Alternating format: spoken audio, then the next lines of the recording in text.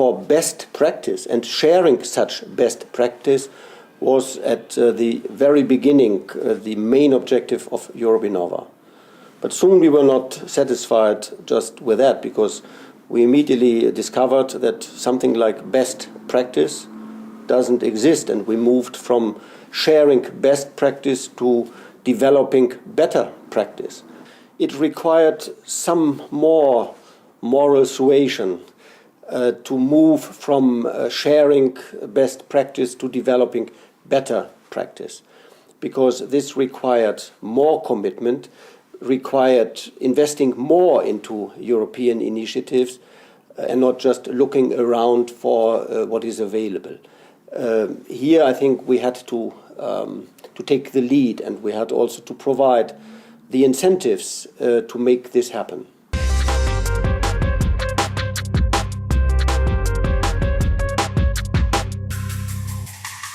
The regions become the drivers of innovation because actually the actual input for innovation has to come from the bottom, and the actual work which has to be done must come from the bottom, even if you have certainly a vision at the top, which is necessary. We have to start local to identify what is the stock currently that exists in our regions. Once we identify what is the stock, then we move to the next phase, that actually we try to pass it as a knowledge transfer and then commercialize that, because the most important thing is to commercialize. We have to find out what makes us unique in Europe, in the European countries. What are the elements that we can use to make these experience products? What are the unique stories that we can tell? The main actors of this is industry, the public policy, and also the academia. So this is something that actually, what is missing now is coordination and leadership from those people.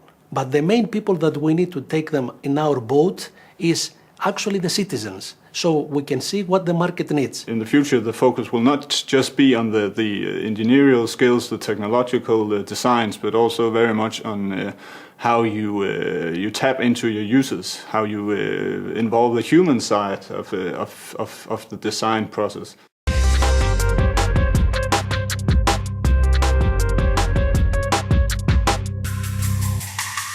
The main difference between the search for better practice in support of enterprises and large-scale demonstrators is that we now start with a problem, with a need, and we look for the solution rather than starting with a solution and looking for a need that may be served by innovation or by innovators. And this is indeed a fundamental shift in our approach, and we still have to learn how to put this into practice. There are a lot of challenges with scaling up small-scale prototypes into regional developments, large-scale demonstrators. One of the main ones is obviously funding. How do you actually go about funding one of these types of demonstrators? But also you need to actually demonstrate there's a need for the demonstrator. When we go to large demonstrators, we need big players to come then on the board. But big players, as we know, a lot of them are not only big, they are also complacent. And they are not used to innovate. So how do we bring them on the board? I think about electricity companies, for instance, or public transportation companies. We really have to show them the benefit they can get if they are part in such a project. Over the last 10, 20, 30 years, we've been very good at creating documents that say this is what a region should do, this is a spatial strategy, this region should be doing this, this and this. But actually I think the time has now come to actually start taking those documents and actually creating prototypes and throwing them into live environments. And that's when people can come in and say, I didn't know you were doing that, I can actually adapt that, and this is how you can improve it into maybe a new sector you hadn't even considered before. Impact measurement has really advanced in the last decade a lot. There's a lot of scientific discussion going on there. So we have a lot of numerical scientific research doing that, but on the other hand, for large-scale demonstrators, there is no obvious concept. So we would need to develop something really which is like measuring impact on the one hand, but which should be connected to learning and advancing really the project. We want to have high impact of large demonstrators because they do not exist for themselves. They exist because they should be copied, they should be seen by others. they should change societies and make better living for a lot of people.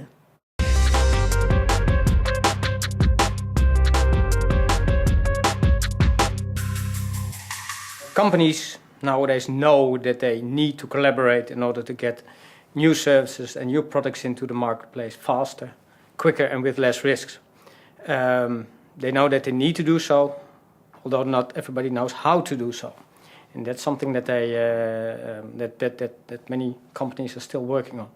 And it's not only about companies, it's also about public-private collaboration, because the synergy between ideas in public companies as well as private companies can be very big when it's about collaboration or getting new ideas into the market. So smart innovation to me is not just about crafting a big thing with people offsite. It is about involving the people who need to do the change. Means that smart innovation needs to employ tools for collaboration, for integrating people, for knowledge flows. In order to do that, there are lots of tools provided by the web, basically accessible for everybody, such as innovation contests, innovation marketplaces, and innovation communities. You can do a lot with that. To help the region to develop this smart specialization strategy, the European Union are setting a smart specialization platform that will allow the regions more or less to collaborate and to put together the same challenges, economic, societal and global challenges that they are facing in order to help to develop this kind of economic transformation strategy. In my humble opinion, it's very difficult to predict the areas in which collaboration or regional growth should take place. I think it's more up to the companies and people in those regions to determine what they're good at. And there are many examples of that in many different themes in many different regions. So it's not so much about pinpointing what themes are relevant, it's about getting the people to recognize what they're good at and exploiting that in a better way.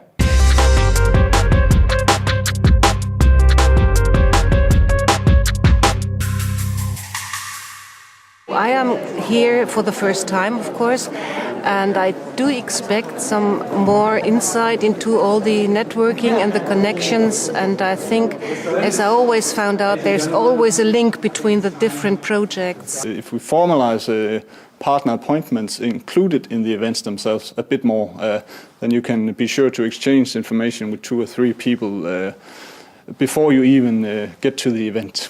For me, it is very important to be here because as a more or less outsider, innovation researcher, it is a new way of looking at my knowledge, at my wisdom, at my examples.